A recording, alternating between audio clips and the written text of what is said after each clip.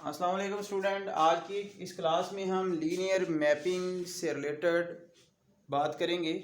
Linear mapping में हमारे पास translation, rotation and magnification ये क्या होती है। तो ये हमारे पास कोई लीनियर फंक्शंस ही हैं तीनों।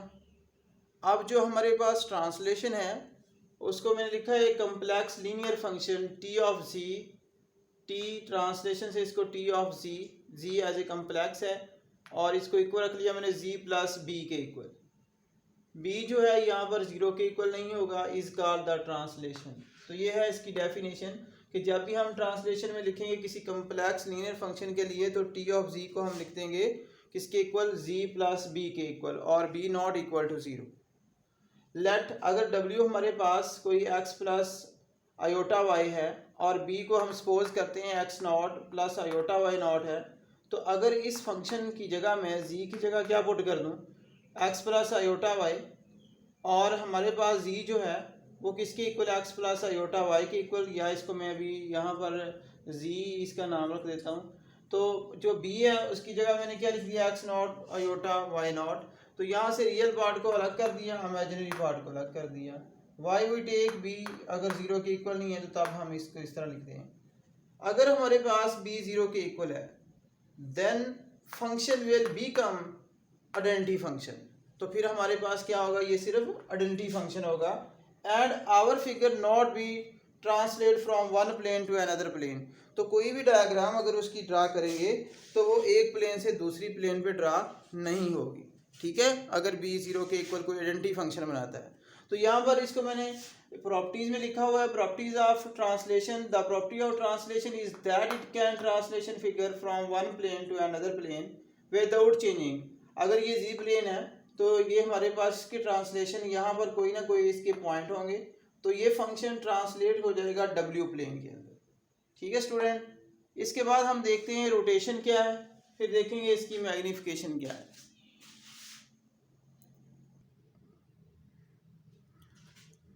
इसके बाद रोटेशन है a complex linear function R of G equal to A G, और ए को मॉड में लेके वन के इक्वल रख लिया, इज कॉल्ड ए रोटेशन। तो R of G is equal to, जैसा कि आपको पता है, rho cos phi plus iota sine phi, और आर हमें पता है कि अगर आर में लिखें तो cos theta plus iota sine theta. ये प्रीवियस क्लास में हम इसको डिस्कस कर चुके हैं। और ये सारे का सारा function e to power iota phi के इक्वल होगा, और ये फंक्शन जो ईज टू पावर थीटा के इक्वल होगा। इनकी बेस को सेम करें तो यहाँ से आयोटा कॉमन ले लिया मैंने, थीटा प्लस क्या आ जाएगा 5। स्टूडेंट यहाँ are of G A G, और ए जो है इक्वल टू वन के इक्वल इसलिए लिखा है यहाँ पर कि ए का मॉड अगर वन के इक्वल इसलिए लगाया है कि अगर रो की वैल्यू एक से बढ़ जाए तो जो इसकी डायग्राम होगी वो तब्दील हो जाएगी, इसलिए इसे एक ही रहना चाहिए। यानी कि ये एक से बढ़ जाएगी तो डायग्राम चेंज हो जाएगी। अगर ये फिक्स है ए का मॉड इक्वल टू वन तो जो इसकी डायग्राम जो इसकी फिगर होगी वो तब्दील नहीं होगी। इसको हम एक एग्जांपल से भी बताएंगे। इसके बाद है magnification. A complex linear function M of G equal to A of G. A जो है यहाँ पर ग्रेटर देन ज़ीरो होगा, मतलब ये कि यहाँ पर जो भी इसकी फिगर होगी, जो भी इसका डायग्राम होगा वो चेंज होता रहेगा, कभी इंक्रीज हो जाएगा, कभी क्या हो जाएगा, डिक्रीज। तो इसीलिए इसी को लिखा है कि is called the magnification. In magnification the size of figure can be increase और डिक्रीज। अब सबसे पहले ट्रांसलेट को डिनोट किस तरह किया जाता है, रोटेशन को एंड मैग्नीफिकेशन को, और इससे रिलेटेड फिर हम एक एग्जांपल करते हैं। स्टूडेंट यहाँ पर मैंने इसकी linear mapping translate one T of G is equal to G plus B, और बी जो है not equal to zero, R of G is equal to A C, और ये किसी के इक्वल है, ए के मॉड के बराबर, ये क्या होगा वन के इक्वल, और magnification M of G A G, और ए क्या होगा ग्रेटर देन ज़ीरो।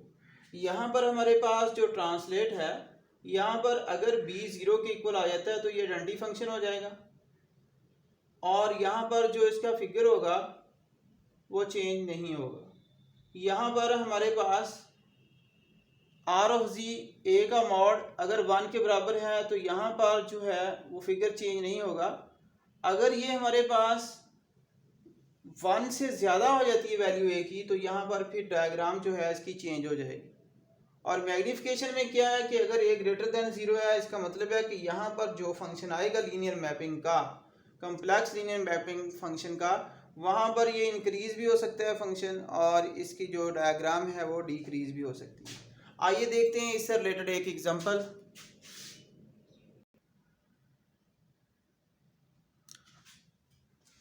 यहाँ पर मैंने एक एग्जांपल लिए, find the image of the square with vertex 1 plus iota 2 plus iota 2 plus 2 iota 1 plus 2 iota. ये स्टूडेंट हमारे पास जी प्लेन के ऊपर मैंने इसकी ट्रांसलेशन ली है और ट्रांसलेशन को हम टी ऑफ जी से डिनोट करते थे और टी ऑफ जी में ये हमारे पास गिवन है जी प्लस 2 माइनस आयोटा।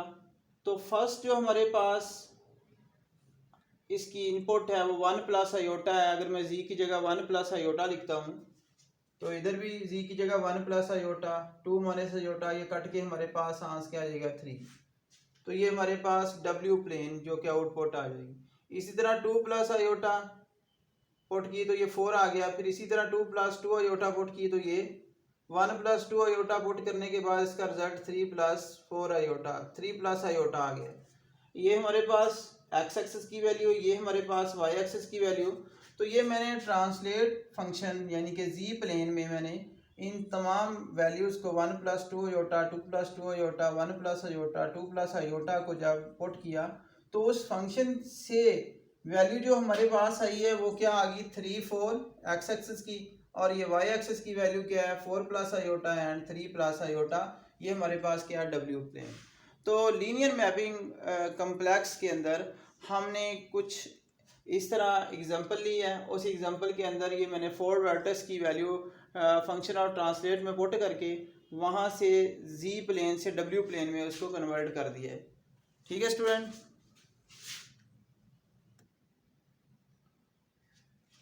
आगे student find the image of the imaginary axis under the linear mapping. Rotation की बात कर रहा हूँ आर ऑफ जी, जिसको मैंने ए के मॉड को किसके इक्वल रखा था 1 के इक्वल। अगर ये 1 के इक्वल आ जाती है तो फिगर चेंज नहीं होगी। अगर इसकी वैल्यू 1 से अबव आती है तो डायग्राम इसकी क्या होगी चेंज होती रहेगी। तो आर ऑफ जी फंक्शन है और इसको मैंने लेट कर लिया ए के इक्वल।